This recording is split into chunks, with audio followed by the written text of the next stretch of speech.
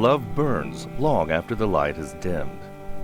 After the war, Arthur married Sue 63 years ago on Christmas Day. This past Christmas, their anniversary, Arthur and Sue Vaughn both passed away separately, but somehow together. The real time of their death was 8:05 for him and 11:49 p.m. for her. He died in the morning, her that evening. So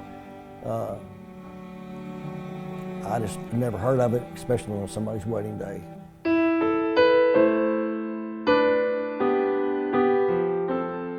And the house her father built for her, Hannah Clark and her husband Joe, mourn their loss, but celebrate her parents' deep affection. These are greeting cards that my parents gave each other, and about 1986, they started, like this one is for Valentine's, birthday, anniversary, and Father's Day.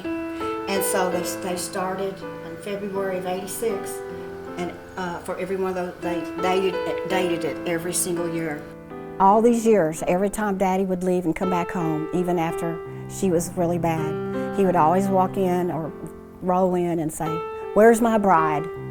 And he always went to her first and gave her a big kiss.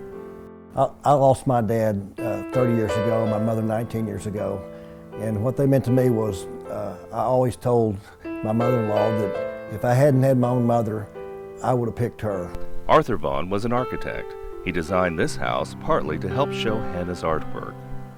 He also helped build Metapark and what became the Chase Tower. I can tell you a story about my mother.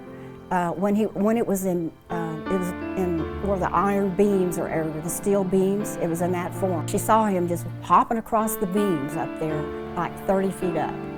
He's like a gymnast. Arthur Vaughn left his mark on the city, but perhaps the greatest gift they left us is what Arthur and Sue created together.